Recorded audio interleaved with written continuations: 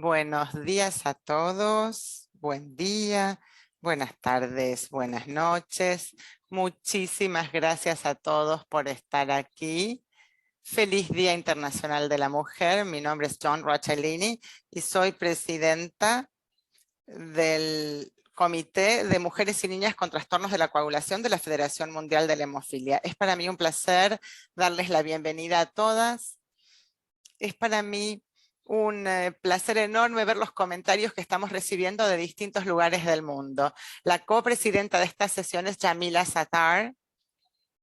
Ella es miembro del Comité de Trastornos Poco Comunes y von Willebrand de la Federación Mundial de la Hemofilia.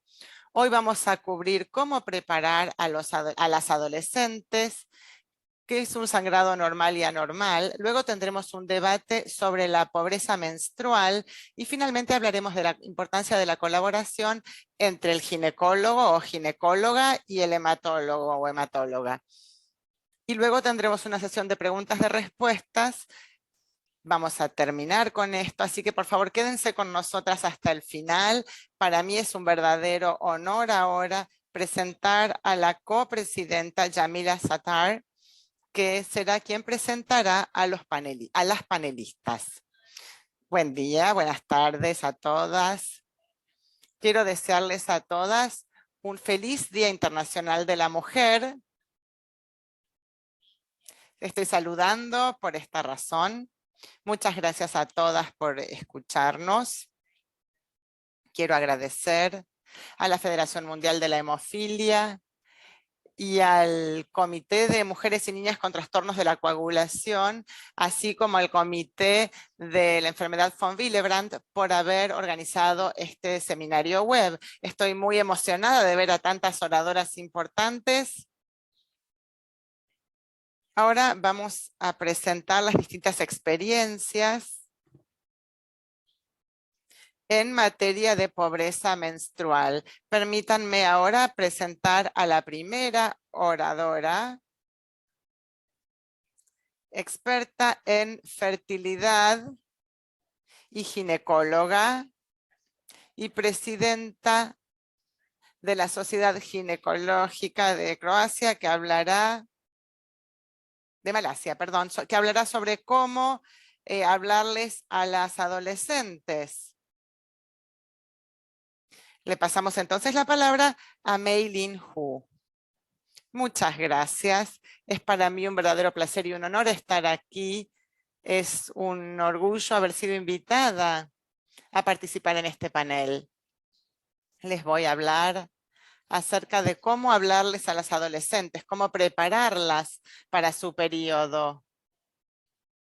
E incluso a los varones, a los adolescentes. Tenemos este abordaje. Yo también tengo una hija adolescente y he utilizado este abordaje. Tal vez la mía no sea una charla muy científica, sino más bien hablaremos de cómo nos organizamos. A menudo me preguntan mis amigos y amigas acerca de esto. Y, por supuesto, esto sucede de la siguiente manera. Habitualmente primero aparecen los pechos, luego el vello púbico y luego los periodos. Así que cuando una niña empieza a ver el desarrollo de sus mamas, unos 2 años después comienza la menstruación. Entonces pensé que podríamos ver cuáles son las preguntas que habitualmente me formulan. Esto es algo que con lo que he trabajado en Malasia. Esto por supuesto que es mucho más lindo cuando es en persona y no en una plataforma virtual. Bueno, ¿qué es el periodo? Esencialmente, el periodo es un proceso fisiológico por el cual se da un desprendimiento del recubrimiento del útero, dura de 3 a 10 días y sucede entre cada 21 a 44 días. Como verán, hay mucha variación. Es muy importante entonces tener en cuenta esta variedad en cuanto a su duración y frecuencia. Una de las preguntas que más me hacen es, ¿cómo sabré cuándo tendré mi periodo?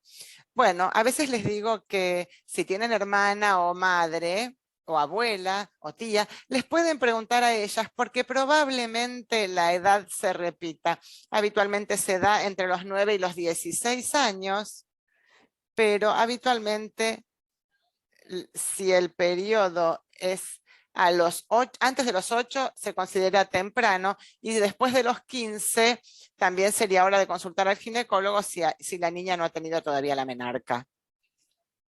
Una de las mayores preocupaciones cuando hablo con adolescentes es, ¿qué hago si tengo mi periodo en la escuela? Ahora está esta preocupación. Lo que yo hice fue prepararle a mi hija una carterita, una bolsa con toallas y distintos productos sanitarios para que las tuviera en su mochila, en su bolso, de ser necesario. En las escuelas en Malasia ahora hay muchas docentes, muchas maestras, son más frecuentes las maestras que los maestros, y a menudo ellas tienen productos sanitarios para las niñas y adolescentes. Por supuesto, todo el mundo se preocupa por el dolor durante los periodos, los calambres. Tenemos que decirles que no todas van a sufrir este tipo de dolores y calambres, y si no están seguras, pueden consultar al médico de cabecera, al médico de la familia.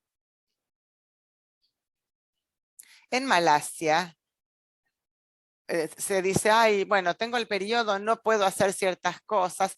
Esto pasa en muchas culturas que piensan que no pueden hacer las actividades religiosas, orar cuando están con el periodo. Hay una percepción de que el periodo es algo sucio, entre comillas. Entonces yo trato de enfatizar que los periodos son una parte normal de ser mujer, de ser humano, y yo siempre les digo que el periodo nunca debe frenar a nadie de hacer nada que quiera hacer. Esta nadadora china fue aplaudida por hablar de los calambres que tenía durante sus periodos.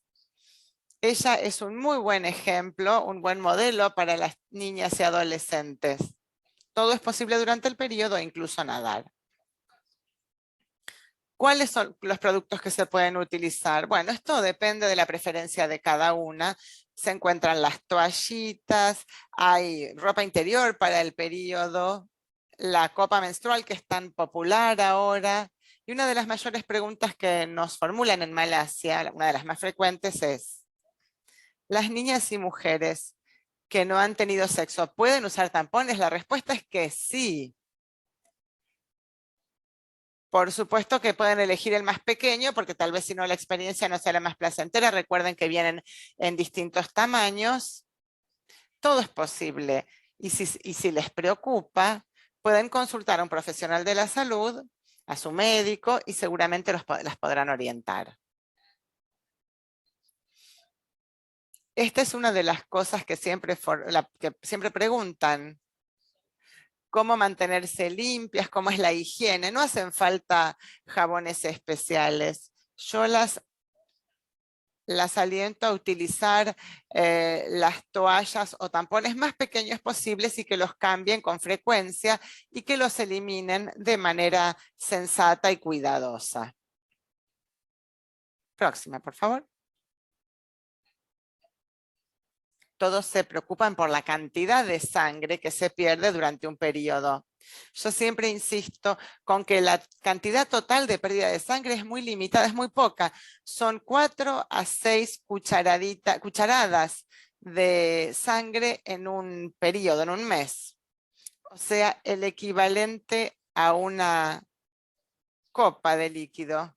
Pero esto incluye otros tejidos, no solo sangre. La verdad que la cantidad de sangre es poca. Así que si sienten que tienen un sangrado excesivo y que tienen que cambiar la toalla o la protección sanitaria cada 1 o 2 horas, probablemente esto no sea normal y ahí sí deban hacer una consulta. Entonces, ¿dónde podemos aprender más acerca? Bueno, de este tema hay muchísimos libros.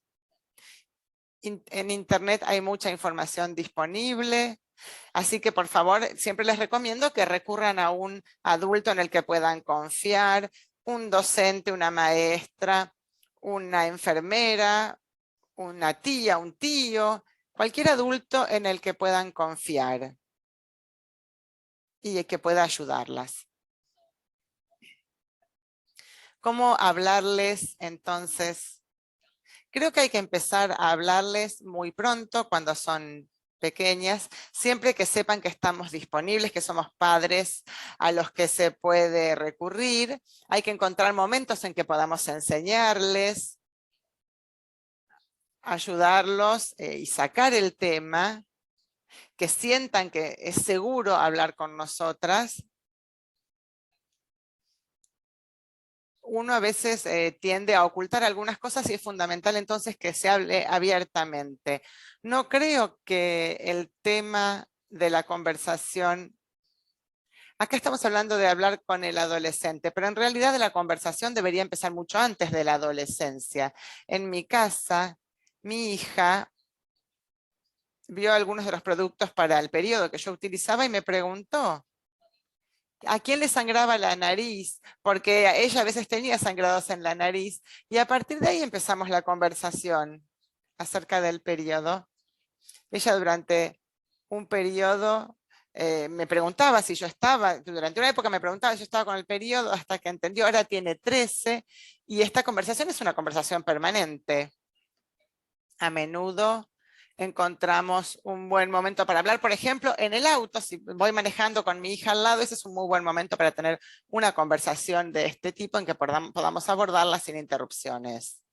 Yo desaliento a las personas que usen nombres de mascotas para referirse a los genitales. Hay que referirse a los genitales con sus nombres. La desventaja puede ser que en momentos inoportunos, ¿qué pasa? Puede que algún momento tengamos una situación incómoda donde nos hagan una pregunta en un lugar público sobre la vagina, pero de todos modos, la idea es que hay que desmitificar los genitales. Si sucediera un abuso, lamentablemente, es fundamental que las niñas puedan identificar y nombrar lo que les sucede. Siguiente, por favor. Entonces, esta es la última transparencia. Hay que ser muy claros en cuanto al periodo. Si su hija no ha tenido el periodo, la menarca, hasta los 16 años, o si comenzó el desarrollo de las mamas hace más de 3 años y no ha llegado el periodo. Si tiene dolores menstruales y calambres muy fuertes que no se alivian con analgésicos, y si tiene un sangrado muy fuerte, donde empapa el tampón o la toalla sanitaria cada menos de 2 horas o tiene síntomas premenstruales muy severos, sin dudas, en todos estos casos es fundamental consultar al médico. Pero recordemos que el periodo no debe frenar la vida normal, no debería interferir en la vida normal. Y si esto sucede, si el periodo interfiere o impide hacer una vida normal, sin duda es momento de consultar al médico. Muy bien, muchísimas gracias a todas. Mucha suerte en esta conversación con las adolescentes, que sabemos que a veces no es tarea fácil. Muchas gracias. Muchas gracias, Maylen. Excelente charla. Vamos ahora a dejar las preguntas para el final de todas las presentaciones.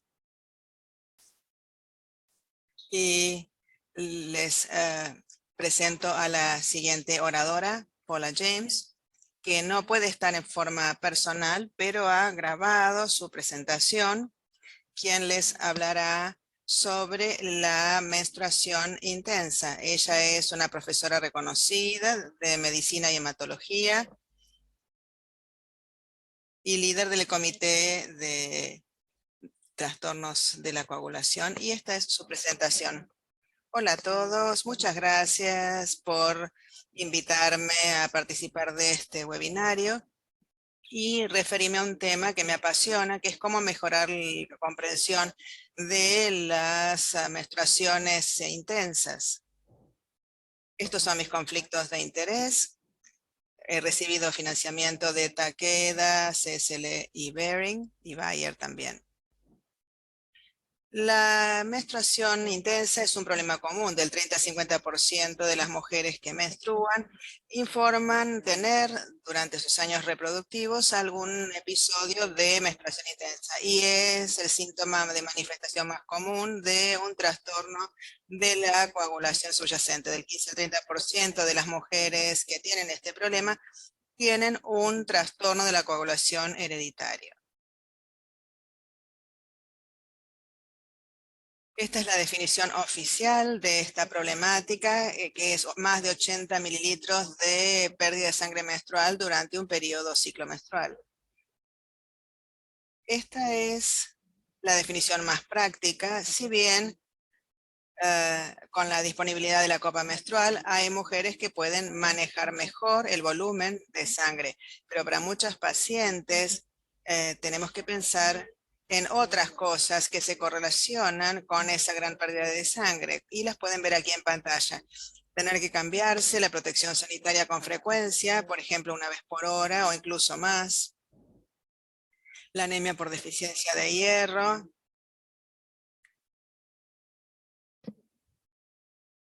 Que, digamos, la menstruación atraviese la protección y empape las sábanas y que el periodo menstrual dure más de 7 días. Estos son todas señales de un periodo anormal o de una menstruación intensa. En contraposición, quiero destacar cómo es un periodo menstrual normal. Cambiarse la protección sanitaria algunas veces por día. Esto es poder, digamos, dejar pasar unas horas antes de tener que cambiar la toallita sanitaria o el tampón, tener una hemoglobina o una ferritina normales, que sea infrecuente que alguien con un periodo normal manche las sábanas por la noche y periodos que por lo general duran de 2 a 7 días. Como mencioné antes, el trastorno de la coagulación subyacente es causa de esta problemática entre 15 y 30% de las mujeres. Y hay otras causas que son importantes a tener en cuenta, que incluyen anormalidades uterinas estructurales como fibroides o adenomiosis, desequilibrios hormonales, por ejemplo, o ciclos anovulatorios que pueden darse luego de la menarca, o en los primeros meses, en el primer año después de que comienzan a menstruar, y también el periodo premenopáusico. Otros problemas hormonales como anormalidades tiroideas que pueden traducirse en este problema. Y también en el caso de las mujeres mayores tenemos que pensar en cáncer y en algunas pacientes también considerar si puede haber medicación que esté contribuyendo y si, por ejemplo, están recibiendo anticoagulantes. El menstruado intenso tiene un impacto significativo en la vida de las mujeres. Históricamente ha sido causa de 2/3 de las histerectomías que se han realizado en los años reproductivos, muchas de las cuales podrían haberse evitado. Como dijimos, puede llevar a anemia por deficiencia de hierro, es causa de una gran cantidad de ausencias, o sea, de ausentismo escolar y laboral. Y es importante también, digamos, reconocer que afecta la calidad de vida y es importante tratar cómo se sienten las mujeres. Si bien quizás he aludido a alguno de estos temas, quiero explícitamente hablar de que los problemas en la identificación de la menstruación intensa ha sido resultado históricamente del sexismo dentro del sistema de atención de la salud. Si les interesa leer más al respecto, hay un trabajo muy interesante de la doctora Angela Wyant, donde habla de la relación entre la falta de conciencia de los problemas, digamos, con el sangrado intenso mensual y el sexismo. Hay otros recursos y herramientas disponibles para ayudar a responder al desafío de reconocer esta problemática y darle una respuesta apropiada. Las herramientas de evaluación son cuestionarios, por ejemplo, desarrollados a tal fin, que digamos, son estandarizados. Estos dan un score que permite cuantificar o medir la severidad de los síntomas.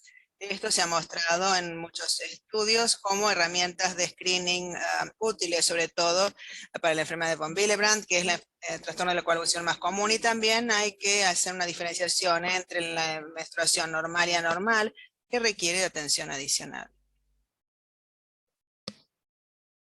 El valor de estas herramientas ha sido reconocido por distintas organizaciones.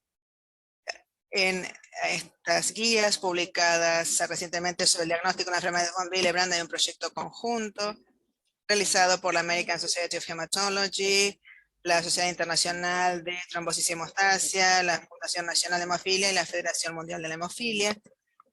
Y en estas guías focalizadas en el diagnóstico de la enfermedad de von Willebrand hay una serie de consideraciones que tienen que ver con las herramientas de evaluación de la menstruación intensa, sobre todo en el entorno de la atención primaria, porque los médicos deben determinar si la menstruación es normal o anormal y en tal caso si requiere de investigación adicional. Hay otros sitios, conferencias, páginas web, recursos que se han desarrollado en torno a esta problemática. Uno de ellos es esta página web, Let's Talk Period. En círculo en rojo pueden observar lo que se llama Self-BAT, que es una herramienta de autoevaluación disponible en la página web, donde se incluye una serie de preguntas respecto de la menstruación de la mujer y permite calcular un score y permite interpretar a su vez si esa menstruación es normal o no, o si es anormal y se debería procurar atención médica. Al final hay un documento que se puede imprimir y que uno puede llevar a la consulta médica. Otros ejemplos también de iniciativas que se han realizado para abordar esta problemática es COUGE, una conferencia canadiense para mujeres con trastornos de la coagulación, y Women and Girls, que es la cumbre mundial de la Federación Mundial de Hemofilia, digamos, para precisamente mujeres y niñas con trastornos de la coagulación hereditarios. La página web Know Your Flow es un sitio de Irlanda. Es de la Fundación Nacional de Hemofilia e incluye, digamos, esta información y también la organización que se llama Fundación para Mujeres y Niñas con Trastornos de la Coagulación, que es una organización de base que presta y brinda atención a mujeres y niñas con esta problemática. Quiero mencionar también otro par de recursos disponibles, además, que están en la página Let's Talk Period.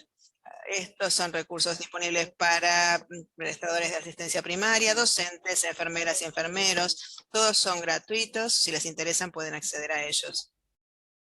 Quería focalizarme ahora en un recurso reciente que se ha publicado en la página web para los médicos de atención primaria.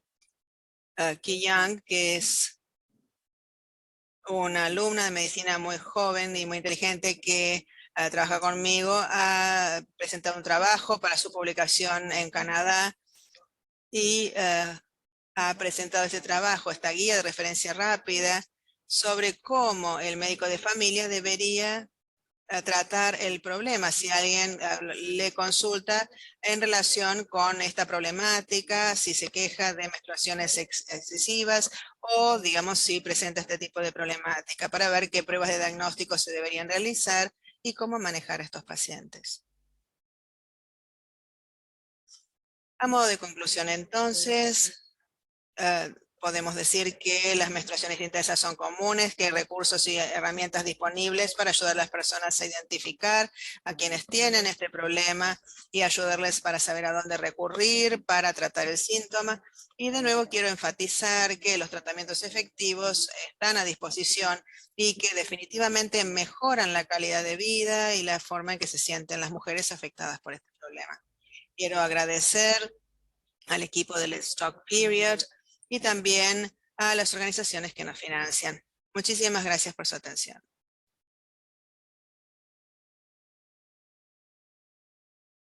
Muchas gracias, Paula, por tan excelente presentación y por estas importantes herramientas que nos permiten orientar el trabajo. Sin más, quiero presentarles ahora a Roshni Kulkarni, profesora de pediatría y hematología en la Universidad Estatal de Michigan, MSU en inglés. Sí, es la Universidad Estatal de Michigan. Es líder internacionalmente reconocida de la Sociedad de Trastornos de la Coagulación, ha escrito muchísimos artículos y capítulos de libros en la materia, ha ganado muchos premios, así que sin más, doctora Kulkarni, le vamos a dar la palabra para que nos hable de la pobreza del periodo menstrual y su importancia. Muchas gracias y feliz Día Internacional de la Mujer. Bienvenidas a todas. Gracias, John. Y este va a ser un debate, un panel de debate. Las panelistas serán Lauren Phillips de Nueva Zelanda y Anupama Patilleri de India y Cassie de Panamá. Es un panel verdaderamente internacional. Voy a presentarles brevemente qué es la pobreza del periodo menstrual, cuántas personas son afectadas y cómo afecta la calidad de vida. Ya hemos hablado de este tema, pero ¿a qué nos referimos con eso? Y también vamos a hablar del estigma y de algunas soluciones. Siguiente, por favor. Esta es la definición de lo que denominamos la pobreza del periodo menstrual. Esto es acceso inadecuado a herramientas de higiene menstrual. No solamente tampones y toallas higiénicas, sino también educación, bombachas especiales, sanitarios, manejo de residuos, etc. Se trata de algo global, digamos que no abarca solamente las toallas higiénicas y los tampones. Aquí vemos la prevalencia. Pueden observar que el ciclo menstrual afecta a todos los aspectos de la vida de una niña o de una mujer. Su educación, su salud, dignidad, aspectos económicos, participación. Esto afecta a 500 millones de personas que carecen de acceso a productos menstruales e instalaciones de higiene. No es un problema simplemente de los países en desarrollo. En los países desarrollados, incluso donde yo vivo, hay muchas niñas que no concurren a la escuela o mujeres que no van a trabajar porque no pueden manejar sus ciclos menstruales o porque no tienen acceso a productos específicos. Algunas son pobres, otras viven en lugares remotos. En 2014, un informe de la UNESCO indicó que 1 de cada 10 jóvenes que menstruan faltan a la escuela debido a la falta de recursos y productos menstruales. Estas niñas después no pueden tener una vida, no pueden tener una carrera a raíz de sus periodos menstruales. Están, digamos, condenadas a la pobreza de por vida, lo cual es totalmente injusto. Y para empeorar las cosas, hay muchos países que imponen impuestos a los productos menstruales y no hay grupos que, digamos, hablen en contra de esto. Es muy interesante. Podemos tener papel higiénico, por ejemplo, en un baño público, pero no productos menstruales. Las mujeres, digamos, pareciera que no incluyeran la menstruación como parte de su vida y lo es.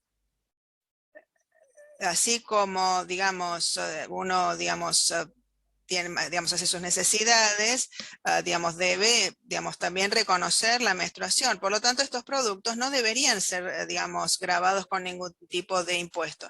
Y por supuesto que la pandemia de COVID-19 exacerbó la pobreza del periodo menstrual, la falta de disponibilidad de productos, el costo, la aislación, la cuarentena, agravó el problema. En suma, entonces, en la siguiente transparencia, podemos ver algo global. Podemos ver que Australia, Nigeria, India, Indiana en los Estados Unidos, Suecia, Londres. Si pensamos en la pobreza del periodo menstrual como algo sinónimo de países en desarrollo, es un concepto equivocado, es un problema global. Aquí pueden tener una idea de los costos, no lo vamos a revisar individualmente, pero mujeres y niñas tienen que pagar, y para una familia muy pobre, esto es muchísimo dinero. Como pueden ver aquí, fíjense que los productos más simples están aquí enumerados y a veces son difíciles de usar. A veces, ahora vemos que la copa menstrual es lo que cuesta menos dinero porque dura 10 años, pero hay que saber utilizarla. Hay un programa en África donde se les entregan copas menstruales a las niñas y adolescentes, pero si pensamos en el costo del periodo, piensen en las niñas y mujeres con trastornos de la coagulación. Estos costos que vemos en pantalla se duplican o triplican en el caso de las mujeres con trastornos de la coagulación. Si pensamos en toda la vida, ¿qué pueden hacer todas estas mujeres? Esto es algo que debemos considerar. Aquí podemos ver que además estas hemorragias tienen consecuencias. Anemia, deficiencia de hierro. Todas ellas son consecuencias de las hemorragias. Y aquí podemos ver cuáles son las consecuencias de la pobreza menstrual y las soluciones. Hay mujeres que utilizan trapos, papel de diarios, hasta cáscaras de banana. Y esto puede representar que deban ausentarse del colegio, de la escuela, del trabajo. A veces se sienten avergonzadas, se sienten estigmatizadas. Esto puede generar incluso problemas de salud mental, puede causarles una depresión y sin duda afectar su calidad de vida. ¿Cuáles son las soluciones de las que vamos a hablar durante este panel? Tenemos que hablar. Lo primero es hablar del periodo. 85% de las universidades de los Estados Unidos ofrecen preservativos en forma gratuita. Los alumnos pueden acceder a preservativos en forma gratuita cuando van a la universidad, pero no pueden acceder a toallas sanitarias o a copas menstruales u otros productos menstruales. Y hay que pensar también que tal vez haya que enfocarse en las personas de color, migrantes, de pueblos aborígenes, transgénero, que son aún más víctimas de esta diferencia.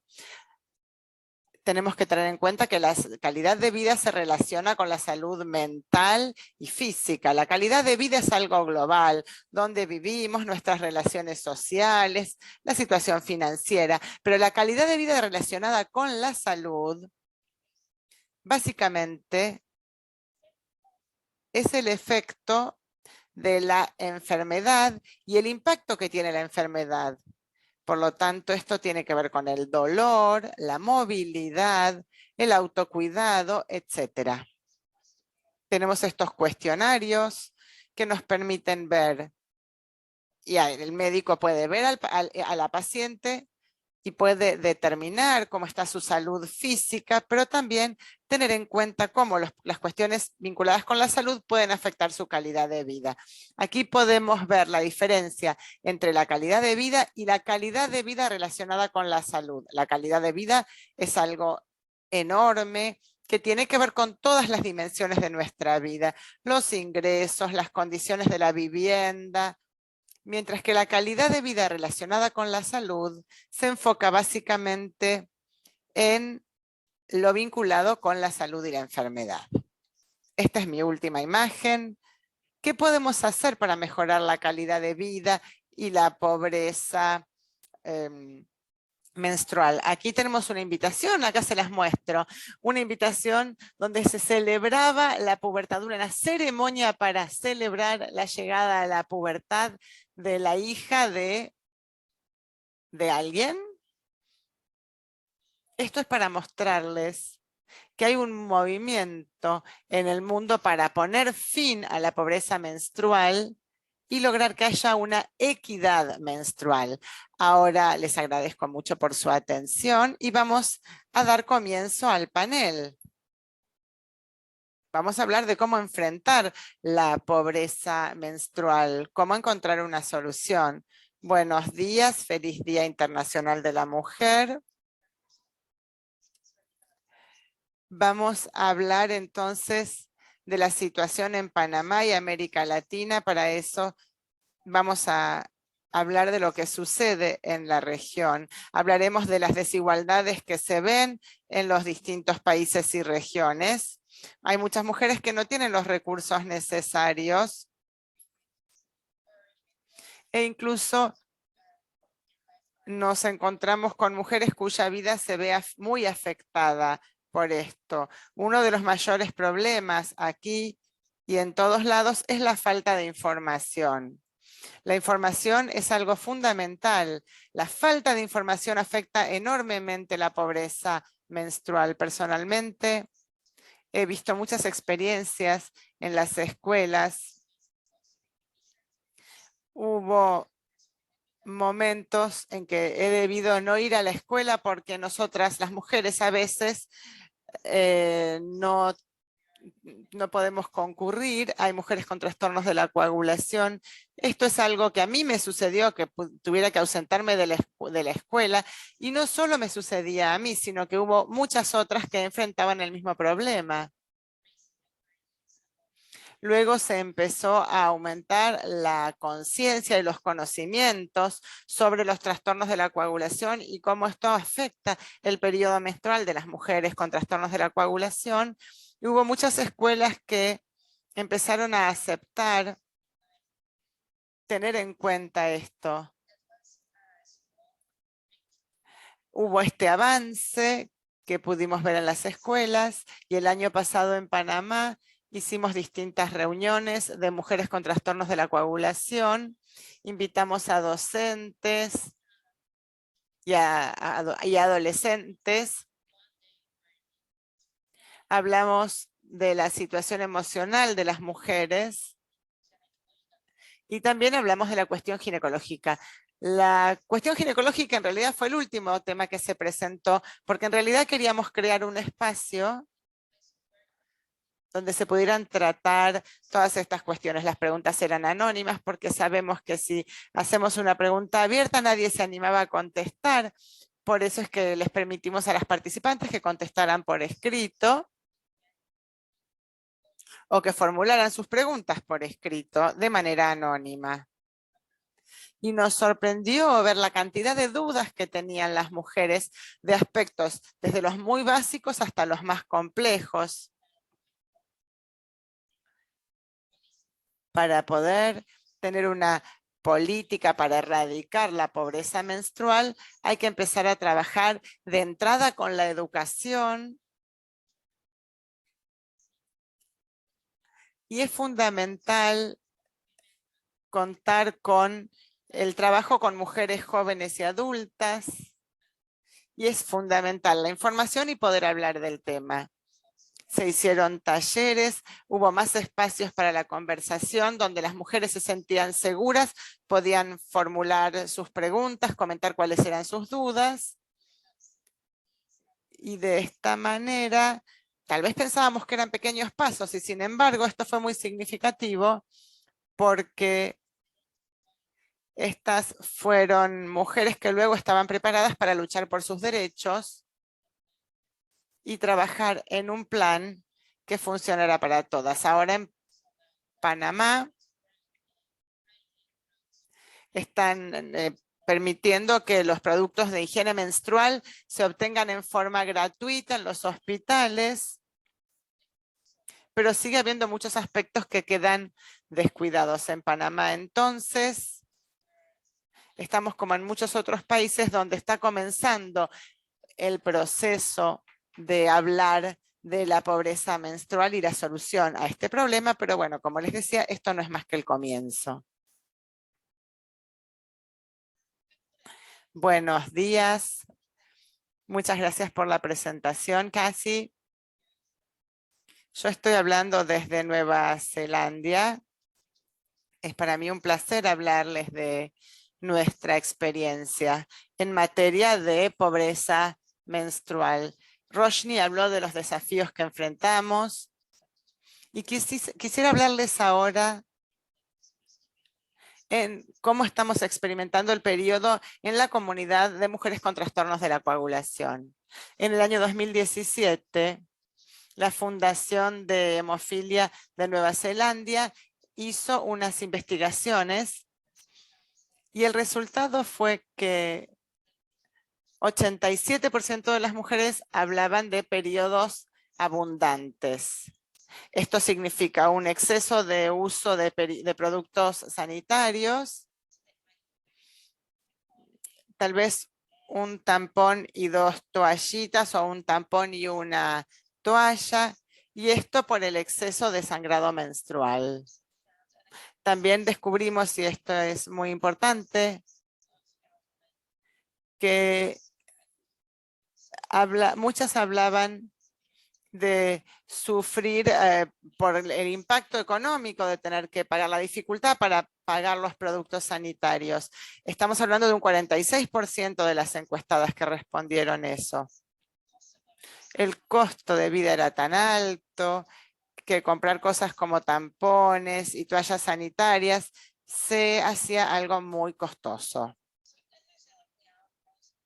Hemos tenido suerte y se pudo hablar de la pobreza menstrual y contamos con una serie de organizaciones de beneficencia que están trabajando sobre este tema. Mi trabajo con este movimiento, me encanta llamarlo movimiento porque se trata de elevar la voz de las mujeres y las personas que sangran, que tienen estas hemorragias, y es fundamental que podamos hablar del costo. Como dijo Roshni, es ridículo que nadie, que en todos lados se disponga de papel higiénico o a veces de preservativos y que las mujeres tengamos que pagar tanto dinero para durante el periodo menstrual. Entonces, estoy trabajando con una de estas organizaciones de beneficencia que están trabajando en todo el país asegurándose de que se cumplan las metas. Y creo que tengo, aquí está, esta es la próxima, estaban en desorden. Hemos hablado de muchas cosas. Una de las cosas que han hecho en esta organización benéfica ha sido hablar de estos 3 elementos: conversación, educación y acceso. Conversación, esto tiene que ver con la reducción del estigma. Es fundamental hablar de la menstruación, los productos de la menstruación, y estamos hablando de periodos de productos que tienen que ver con el periodo. Es fundamental desestigmatizar a través del lenguaje y por eso hablar con los términos correctos. Uno de los pilares entonces es esta conversación donde se pueda hablar con libertad de este tipo de cosas. Otra cosa que vimos durante la pandemia es que no nos estábamos encontrando cara a cara y por lo tanto podíamos hablar de la equidad menstrual y hablar de tener estas conversaciones. El segundo pilar que forma parte de este proyecto es la educación. Es verdaderamente importante saber que estamos educando no solamente a quienes tienen periodos, sino a quienes no los tienen, para que sepan lo que significa ser una persona que tiene esta experiencia. También vimos que tener programas educativos en las escuelas, donde las mujeres y personas que sangran, que son un poco más pequeñas, puedan recibir educación desde sus edades más tempranas para reducir la estigmatización y familiarizarse con estos conceptos. Es fundamental entonces contar con asistencia para este tipo de educación. Por supuesto, podemos tener conversaciones y educación y todo esto es verdaderamente importante. Son elementos fundamentales del movimiento. Pero si no hay acceso a los productos sanitarios para la menstruación, nada de esto sirve. Entonces, en Nueva Zelanda, el gobierno en el año 2000 decidió que los productos estuvieran disponibles en todas las escuelas, independientemente del género, porque también está la comunidad transgénero que también menstrua. Y desde el año 2000 entonces se contó con un programa piloto apoyado por muchas entidades de beneficencia y la Fundación de la Hemofilia. Y esto significa que hay una serie de productos sanitarios para la menstruación en las escuelas, que están disponibles allí. No se trata solamente de que, bueno, uno va a la escuela y se encuentra con los tampones o las toallas. Esos productos están disponibles a las mujeres y a las personas que sangran, no solamente en las escuelas. No hay límite en cuanto a lo que uno puede necesitar y por lo tanto uno puede solicitarlo. Y en cuanto al acceso, no se trata solamente de contar con los productos que estén disponibles y de reducir el estigma. También tenemos que pensar en productos reutilizables que permitan reducir la pobreza menstrual, porque el costo a largo plazo se reduce. Y es cierto, pero también tenemos que pensar que esto afecta a las comunidades más marginalizadas. Tenemos que pensar en las mujeres que viven en un refugio, por ejemplo. Si tienen acceso a los productos reutilizables, pero no tienen acceso a una máquina de lavar la ropa, a un lavarropas o a un lugar donde lavar estas toallas reutilizables, esto verdaderamente no les ayuda mucho. Por lo tanto, hay que tener en cuenta que en situaciones de emergencia, los productos reutilizables tal vez no sean los ideales. Entonces, cuando hablamos de la equidad menstrual, tenemos que considerar esta escalera de la equidad menstrual. La educación y el acceso, estos dos elementos van de la mano. Aquí tenemos la escalera y vamos de abajo hacia arriba. En la base tenemos la situación en el peor de los casos. Mujeres que no tienen acceso o no tienen opción a los productos sanitarios y a la educación menstrual. Esta es una herramienta muy útil cuando hablamos de cómo superar la pobreza menstrual y la inequidad menstrual. Bueno, lo podemos ver aquí. Estamos hablando de las comunidades más marginalizadas, donde se encuentran las mujeres y personas que sangran más marginalizadas. Y ahí nos encontramos con algún tipo de educación y algún tipo de productos. Y vamos subiendo a quienes tienen un acceso limitado, a quienes tienen algo de acceso y algo de opciones para estos productos y educación, y llegamos al escalón superior donde tienen un acceso completo y sostenido a los productos y a la educación. Una de las cosas que yo creo en cuanto a la equidad menstrual y la reducción de la pobreza es que hay que tener en cuenta este ritmo. Cuando hablamos de periodos, una de las cosas que yo digo, que es algo reciente y me gusta que haya pasado, es que ya no tenemos publicidad para los productos, por ejemplo, de los productos sanitarios para la menstruación solían mostrarse con un líquido azul. La verdad es que en el momento en que yo tuve mi periodo vi que el líquido que salía de mi vagina no era azul. Entonces es poder ahora reconfortante poder ver que verdaderamente se muestra la sangre, se muestra a mujeres que sangran. Creo que en esto se están dando grandes pasos en cuanto a reducir la estigmatización en torno del periodo, pero para mí es fundamental abordar esto. Y por eso es fundamental tener en cuenta esta escalera de equidad menstrual, tener en cuenta lo que sucede con las comunidades marginalizadas y encargarnos de que verdaderamente tengan acceso a la educación y a los productos. Muchas gracias.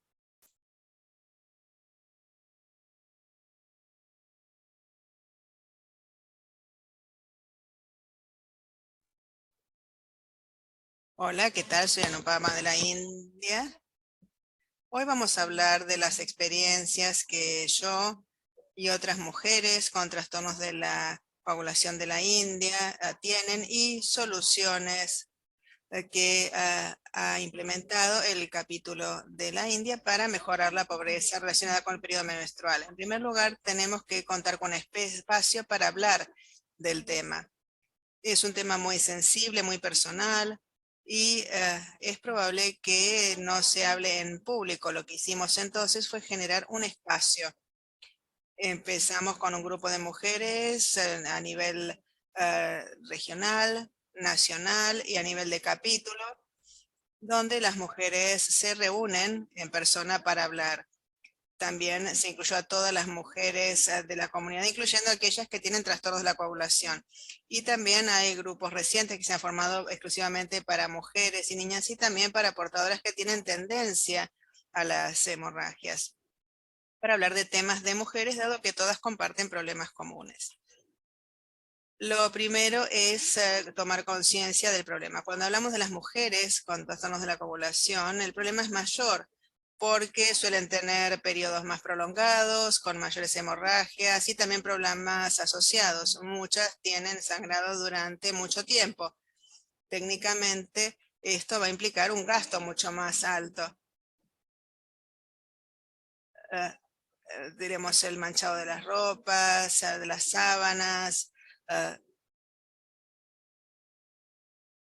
Es, digamos, difícil manejar esta situación.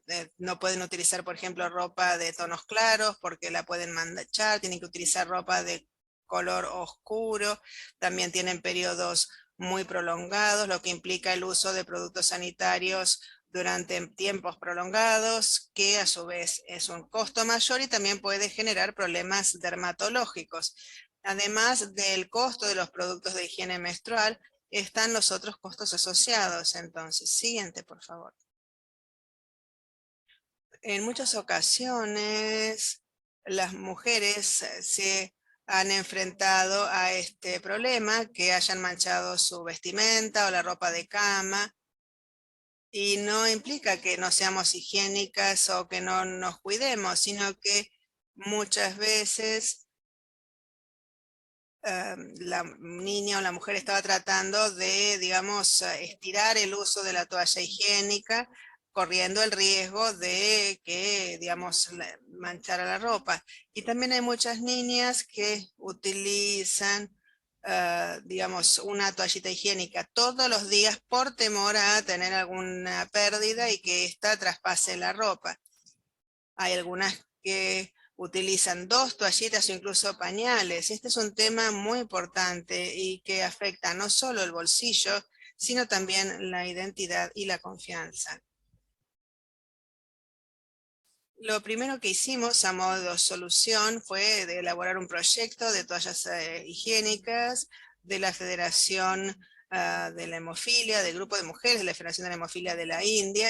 Se llama RING, hecho junto con el Instituto de, digamos, Ciencias Sociales, NIRAMAI, y el capítulo de Pune de la Sociedad de Hemofilia.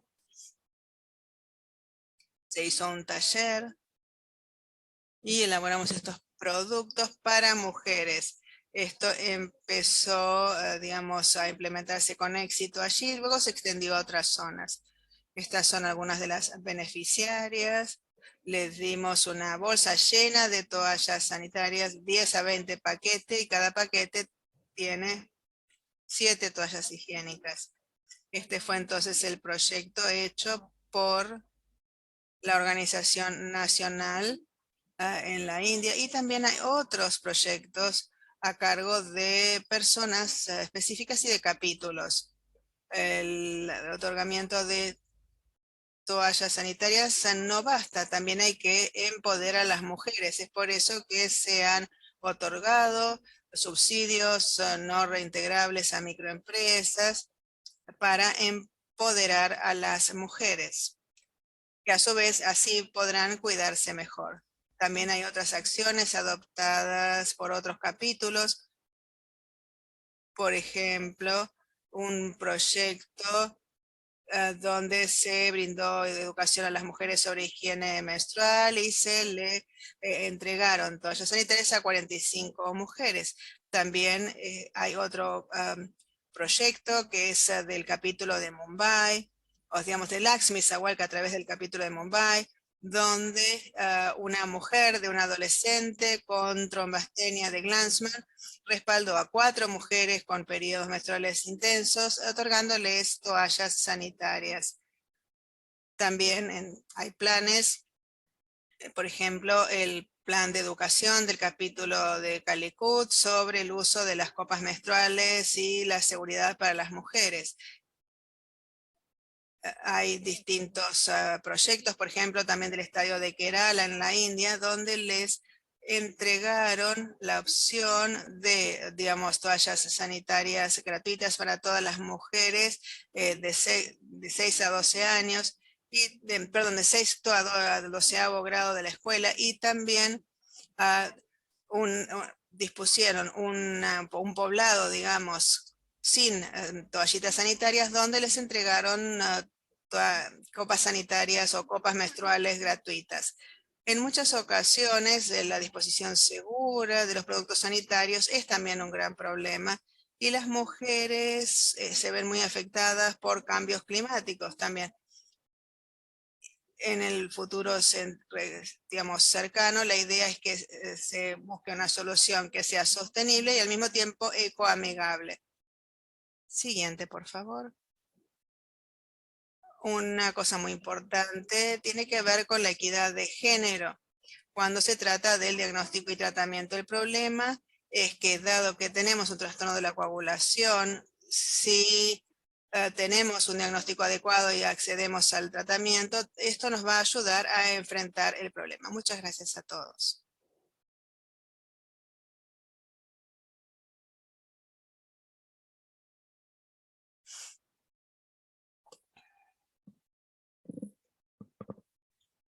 Ahora vamos a escuchar Joji Chao de Malasia, que empezó con este programa Bulan Sisters para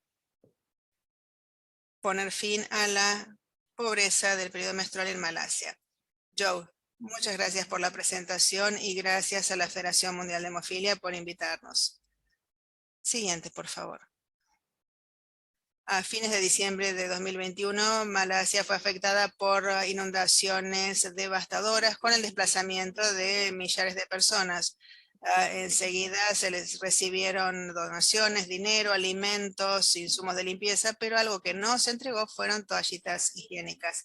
Lo mismo durante la pandemia de COVID-19, al producirse el confinamiento, las personas perdieron el trabajo, los malayos enseguida empezaron a, digamos, a recoger donaciones para los necesitados, pero no se hicieron recolectas de toallitas higiénicas. El denominador común de estos ejemplos es que ni siquiera nos damos cuenta del problema. Cuando pensamos en alivio de emergencia, no se piensa en las toallitas higiénicas.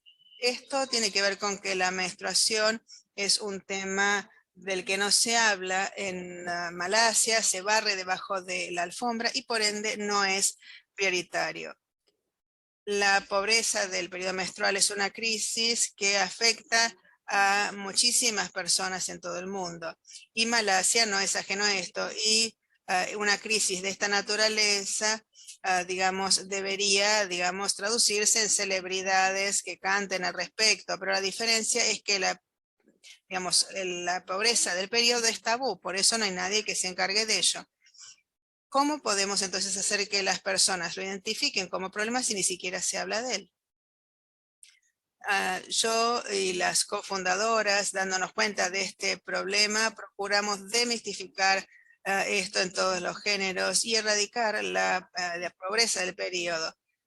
Entre las cuatro hablamos sobre nuestros antecedentes e historia en materia de menstruación y nos dimos cuenta de que prácticamente es inexistente la educación en salud menstrual.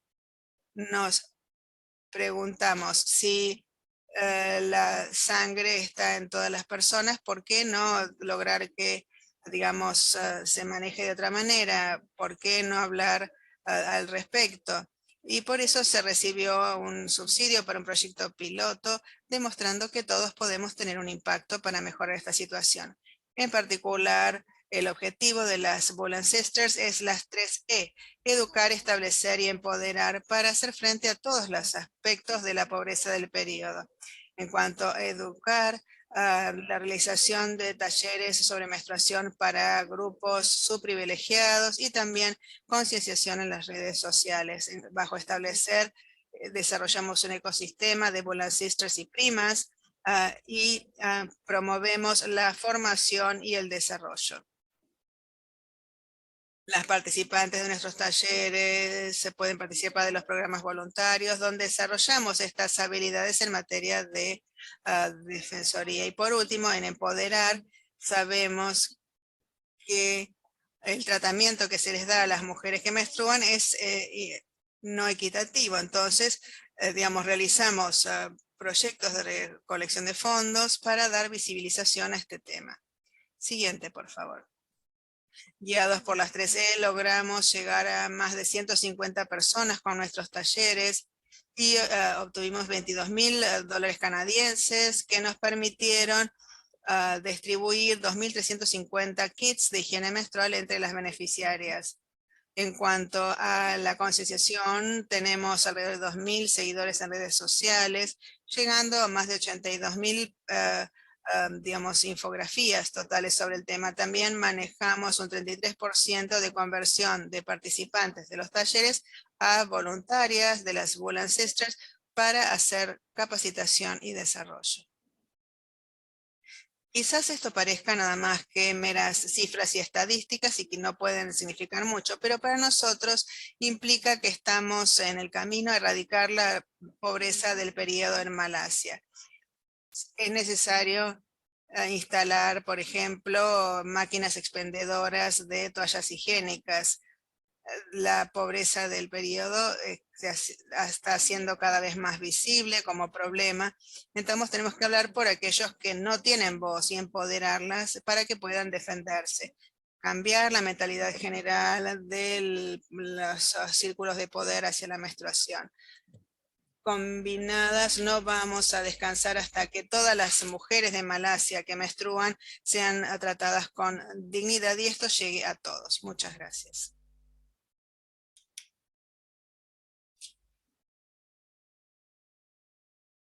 Muchas gracias, fue una excelente presentación, un gran esfuerzo el que están haciendo. Estoy segura de que todas estarán de acuerdo conmigo. Muchas gracias. Esperamos poder trabajar juntas. Creo que esta va a ser la última presentación de hoy. Ahora voy a ser yo quien hable en lugar de Mei Lin. Vamos a hablar de la importancia de la colaboración entre hematólogos y hematólogas y ginecólogos y ginecólogas. Próxima, por favor.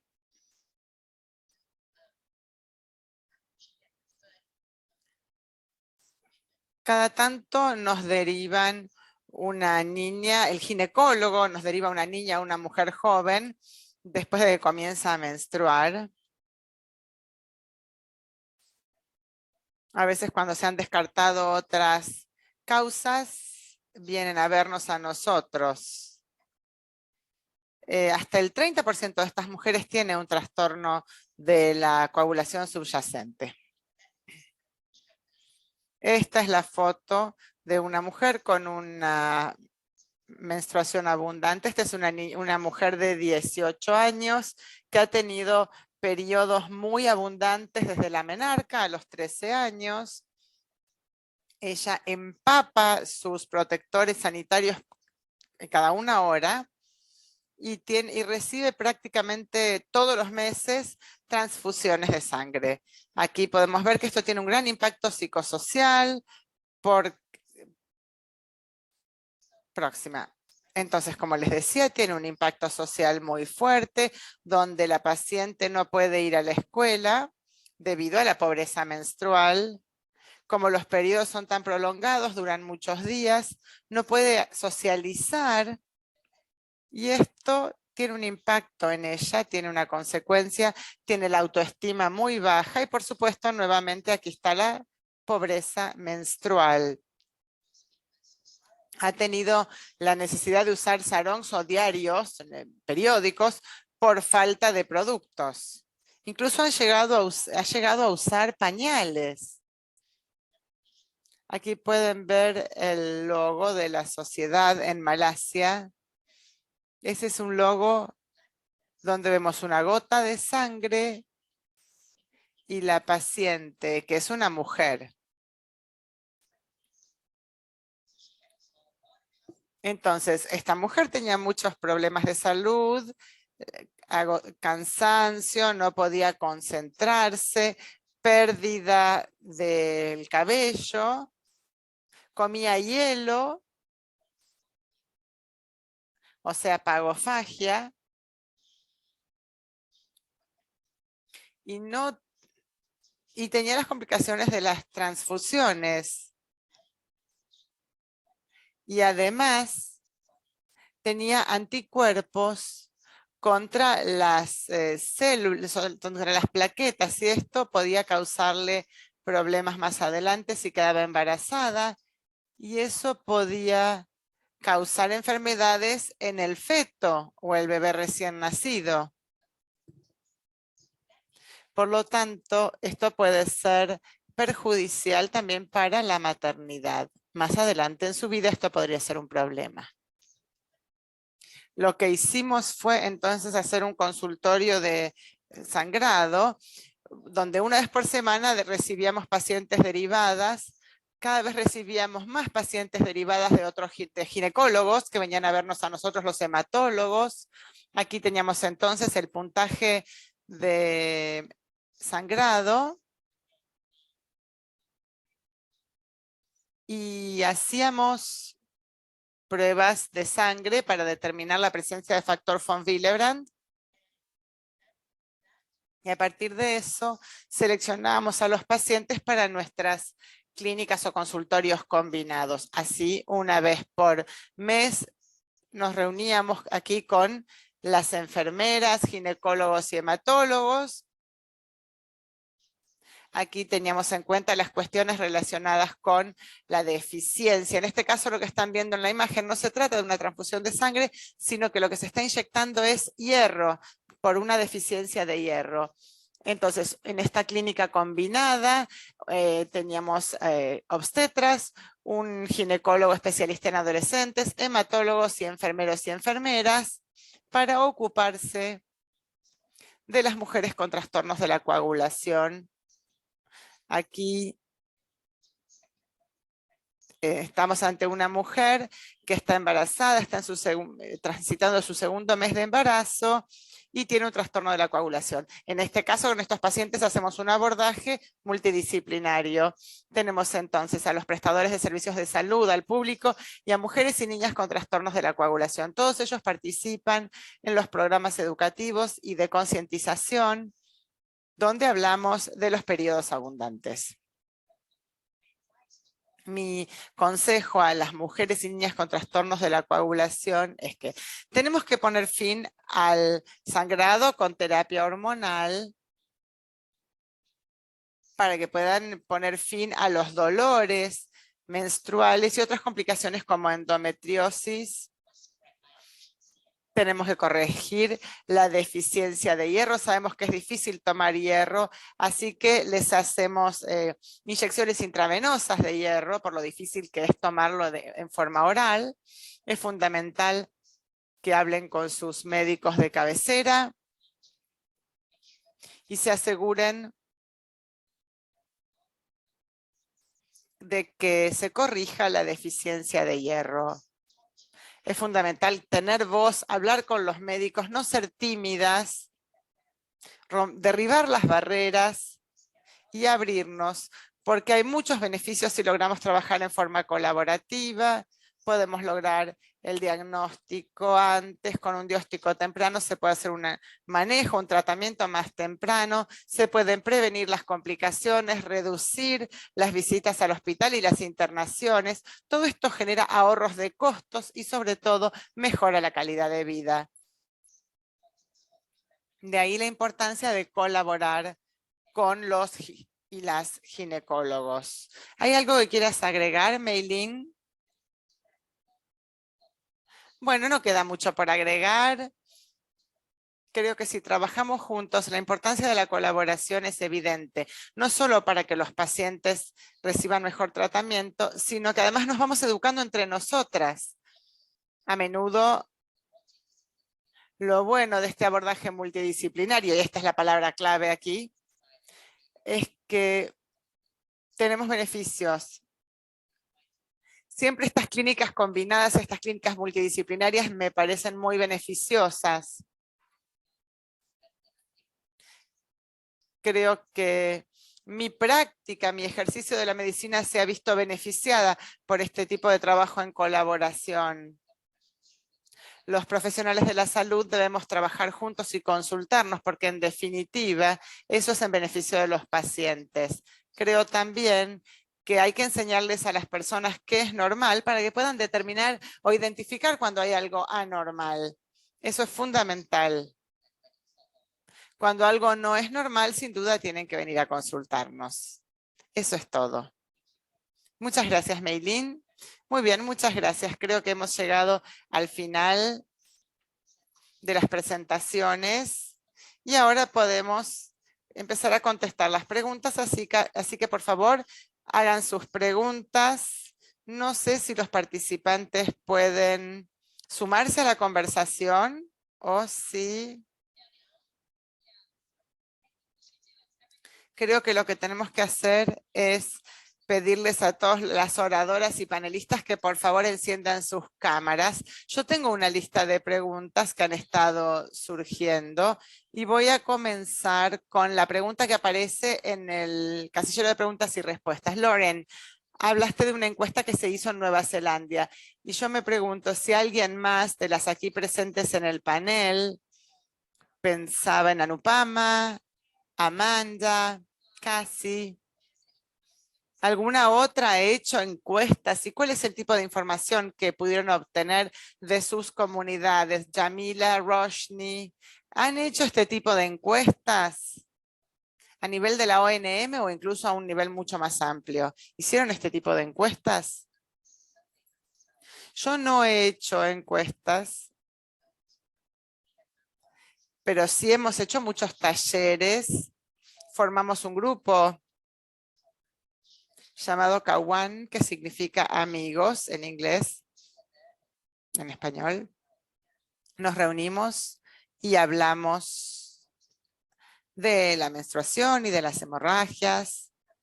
Anu, ¿ustedes han podido hacer eso en la India con su grupo de mujeres? Yo tuve el privilegio de ir a la India y de trabajar con el grupo de mujeres. Y son tienen muchísima fuerza, son un grupo muy, muy fuerte. ¿Pudieron hacerlo, Anu? Todavía no, porque la mayoría de las mujeres tienen todavía que venir a vernos. Todavía recién estamos identificando a todas estas mujeres. ¿Cuál es el punto de partida para distinguir cuándo un periodo es normal y cuándo no es normal? Maylin, te pido que seas la primera. Desde la perspectiva de los ginecólogos obstetras, ¿cuándo hay algo que te hace pensar que un sangrado no es normal?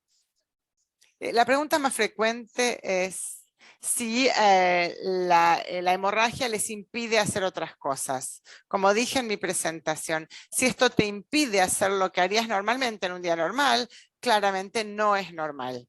Y lo otro que tenemos que pensar es si cambian muy, muy pronto los productos sanitarios. Si necesitan utilizar más de un producto por vez, claramente esto es un indicio. Una de las grandes preguntas que formulo es, ¿se levanta durante la noche a cambiar su toalla o necesita poner algo para proteger la cama? Estas son cosas que deberían disparar una alarma. Esa. Maylin, esa ha sido nuestra vida. Lo que pasa es que lo normalizábamos. Nosotras mismas pensábamos que eso era normal, porque esto es algo que nos acompaña durante toda la vida. Es fundamental entonces que las mujeres y niñas con trastornos de la coagulación podamos determinar, esto no es normal. Levantarse en medio de la noche a cambiarse, eso no es normal. Eso sí es normal cuando uno tiene un trastorno de la coagulación, claro que sí. Exacto. Creo que tenemos que escucharnos. No tenemos que guardarnos esta información, sino que tenemos que salir a decirlo. Tenemos que poder hablar de estos problemas. Hay que hablar. Hay que derribar estas barreras porque esta es la única manera en que nos podemos ayudar. No seamos tímidas. En los Estados Unidos, en los centros de tratamiento de la hemofilia, nosotros reunimos información, hacemos una vigilancia de las mujeres con trastornos de la coagulación y tenemos excelentes enfermeras y enfermeros que hacen el puntaje y también tenemos la herramienta de evaluación de la hemorragia que hemos mencionado antes. Nosotros reunimos toda esta información.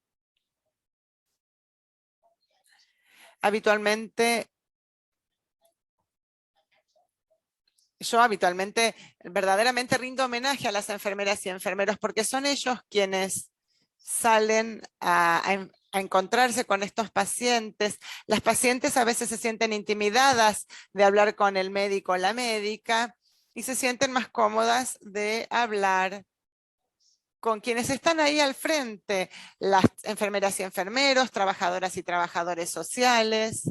Básicamente, nosotros abordamos esta cuestión desde distintos ángulos y nos dirigimos a estas mujeres de distinto. Por eso es fundamental que en la clínica de niñas y mujeres, en realidad ahora el obstetra ginecólogo está empezando a formar parte de nuestro equipo. Y también el trabajo de las parteras es importante, aunque no siempre están ahí las parteras u obstétricas. En comunidades como las comunidades Amish, por ejemplo, puede que no cuenten con todo este personal en forma multidisciplinaria, así que nosotros salimos a buscarlos y como dijo Yamila, ellas tienen que tener conciencia de que esto es un problema y de que tienen que hablar de eso. Gracias, Roshni. Esto es algo que he escuchado en la presentación de Lauren, de Joe. Se trata de normalizar la conversación en torno del periodo, porque la población que todavía no ha llegado al centro de tratamiento de la hemofilia es la que se nos está perdiendo y que recibe un impacto tan directo porque ni siquiera entiende que esa experiencia que están teniendo no es normal. Así que lo que pueden hacer todas las ONM, incluso en los Estados Unidos, cuanto más podamos hacer para difundir esta información en distintos canales es fundamental. Me impresionó verdaderamente todo lo que se dijo. Lo que dijo Casi de Panamá, que están empezando a tener la conversación en un espacio seguro, permitiendo preguntas anónimas para poder hablar de esto. Vamos a pasar a la próxima pregunta. ¿Creen que las portadoras deberían recibir? Ahí veo un aplauso aquí que me tapa la pregunta. ¿Piensan que las portadoras deberían recibir factores de coagulación durante el parto para manejar el sangrado excesivo durante el trabajo de parto y el parto? Le paso la pregunta a Roshni y luego a Yamila. Depende del nivel. Hay algunos factores que en el embarazo suben, el factor 9 no cambia, el 8 sube y no es un nivel afectado, pero si uno, digamos, tiene hemorragias, tiene que solicitar ayuda, productos relacionados con el tratamiento del factor, etcétera. Otra cosa que quiero mencionar es que querría que más y más empresas incluyan a las mujeres en sus ensayos clínicos, embarazadas y no embarazadas. Solo de esa manera conoceremos la eficacia de estos productos, qué usar y qué no. Las mujeres han sido excluidas durante años y yo aplaudo a aquellas empresas que recientemente están incluyendo a mujeres y niñas en ensayos clínicos para este tipo de productos. Buen punto, gracias. Yamila. Va a depender del nivel de factor, si se trata de hemofilia leve, puede ser un 30% y quizás no necesitan concentrado, pero hay que observarlo, incluso posparto es muy importante. Es necesario que, digamos, se comuniquen con nosotros si tienen sangrados intensos. Hay que ver qué sucede con el nivel de factor, si hay una variación del 30% o no. siempre hablar y educar a las madres, a las portadoras, para que identifiquen si tienen, digamos, hemorragias intensas. Y tener en cuenta a las pacientes y conectar al centro de tratamiento de hemofilia con estos grupos. Y me parece que es una parte vital. También quiero plantear algo que se escucha cada vez más, que se utiliza en hemofilia y no se utiliza con mujeres y niñas, y es una toma de decisiones compartida. Tenemos que ser parte de la conversación como pacientes. También tendríamos que, junto con los médicos, los hematólogos o los ginecólogos y obstetras, a trabajar juntos en la solución. Por ejemplo, algo tan sencillo como cuando una mujer dice quiero tener a mi hijo en mi domicilio. A mí me pone nerviosa y hablo y miro a los colegas de obstetricia y ginecología y yo diría no, bajo ningún concepto. Hablaría seriamente con esa paciente y decirle que un parto seguro es mejor que un parto en el domicilio. Estoy absolutamente de acuerdo con todo lo que dijeron y este es un ejemplo perfecto del abordaje multidisciplinario. A veces también lo que olvidamos en estas mujeres es el riesgo de tromboembolia, que también tienen. Recientemente hablé con uno de los médicos especiales en cuidados neonatales y algo que me dijo fue que digamos, podemos interrumpir la hemorragia, pero no impedir el coágulo. Entonces, es algo que no debemos olvidar. Creo que es un momento oportuno para recordar esto. En el caso de mujeres con trastornos de la coagulación, es preferible un parto seguro que un parto riesgoso en el domicilio.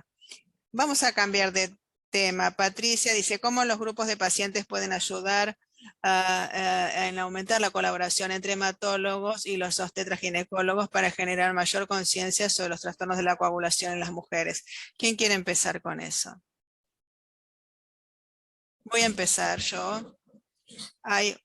Si hay demanda, hay oferta. Siempre pienso que la educación y el empoderamiento de las pacientes y de nuestros seres queridos va a llevar a la profesión médica a ponerse a tono y digamos, ponerse a tiro con el siglo XXI. Anupama, Joe y personas como ellas están haciendo un trabajo fantástico porque están educando y empoderando. A veces me avergüenza decirlo, pero los médicos con frecuencia no adoptan nuevas políticas o cosas nuevas, aun cuando tengan sentido. Están como muy aferrados a lo que saben. Entonces, insisto, si hay demanda, va a haber oferta. Así es como debería funcionar. Algo que me sorprendió en la presentación de la doctora James tiene que ver con digamos, hacer ese cuestionario, imprimirlo y llevarlo al consultorio médico. Hay herramientas disponibles y es necesario comunicar cuáles son esas herramientas. No hay problema en ir al sitio de la Federación de Hemofilia de Canadá para, digamos, encontrar esa herramienta. Y también es importante, digamos, hablar con el ginecólogo y contarle que, digamos, es un problema que tiene la familia. Y por supuesto que sabemos qué pasa en nuestra familia, los trastornos de la coagulación son hereditarios, pero hay que también recordárselos a los obstetras y ginecólogos que quizás no han tomado conciencia de esta situación. Es la primera vez que escuchan hablar de esta autobatería, digamos, este cuestionario, ¿no? Es realmente una herramienta fantástica que como ONM podemos utilizar. Nosotros deberíamos postear nuestras páginas web, deberíamos poder tener acceso a las personas, pero aún cuando lo pongamos en nuestra página web, en la de la Federación de Hemofilia, estamos no llegando a una importantísima cantidad de personas que, digamos, no tienen acceso a esta información. Recientemente nuestras enfermeras capacitaron a enfermeras en forma remota digamos, que estaba en otro lugar, sobre cómo hacer esta batería de preguntas. Así que creo que esa red debería extenderse más entre médicos y enfermeras en este equipo multidisciplinario para que todos estemos en la misma página. Los pacientes pueden hacer esta batería, digamos, de preguntas, y el médico de familia, las enfermeras también pueden hacerlo. Y por supuesto, los hematólogos también. Sí, definitivamente. Muchas gracias. Me quedan 3 minutos nada más. Pasó volando el tiempo y hay 12 preguntas en el chat, 2 más por responder, así que quiero disculparme por no poder responderlas todas. Pero muchísimas gracias por su activa participación, porque es con ustedes y para ustedes que tenemos este debate tan interesante. Quiero terminar con Lauren y hay una última transparencia que quiero compartir con ustedes sobre las sesiones del Congreso. Lauren, esta pregunta es para ti de Lidia. Volviendo al relevamiento, ¿cómo lo desarrollaste y cómo se distribuyó el relevamiento? ¿Cómo se logró que se le prestara atención? Buena pregunta. No recuerdo exactamente el método utilizado. Se desarrolló como resultado de uno de los algoritmos que tenemos. Lo distribuimos a través de una gacetilla mensual que publicamos, y una cosa que nos impulsó en ese momento era, digamos, el hecho de que las mujeres lograron hablar de su experiencia, y a partir de allí, digamos, se generó, digamos, una situación muy emocionante y se quiso hacer algo al respecto. De hecho, dado que el grupo de pacientes era pequeño, logramos, digamos, conectar muy bien, logramos que se conversara del tema, y esto fue clave para el éxito de la encuesta, y que lo pudiéramos mantener durante el tiempo y que las personas tuvieran la oportunidad de participar. Hubo bastante tiempo para que pudieran responder a la encuesta. Gracias. Tomé una imagen de la transparencia porque los datos realmente son muy sólidos. Se puede aprender mucho al respecto. Y algo que también sabemos, que hay una barrera al tratamiento y la atención. Sé que esto es cierto en los Estados Unidos, y es que sin datos no podemos llegar a quienes están a cargo de realizar los pagos. Compañías de seguros en los Estados Unidos, el gobierno, no logramos que paguen el tratamiento de mujeres con tratamientos de la coagulación. Entonces, mi última invocación a las ONM es nuestra obligación, digamos, obtener los datos para lograr el tratamiento para mujeres y niñas con trastornos de la coagulación. Quiero agradecerle a todas las oradoras, a las panelistas, a las participantes, y un especial agradecimiento porque por primera vez en la historia de la Federación Mundial de Hemofilia vamos a tener un congreso mundial para mujeres y niñas con trastornos de la coagulación. Un gran aplauso a la Federación por apoyarnos en esto. Para las mujeres, por favor, inscríbanse, pueden asistir en persona, las voy a ver allí, o pueden también participar en forma virtual. Los links están en todas las redes sociales, pero si van al sitio web de la Federación, Women's Track, es un taller sobre, digamos, para mujeres con trastornos de la coagulación, que se va a hacer un domingo, y que es también un must para cualquier médico tratante en esta área, porque vamos a hablar de casos de estudio.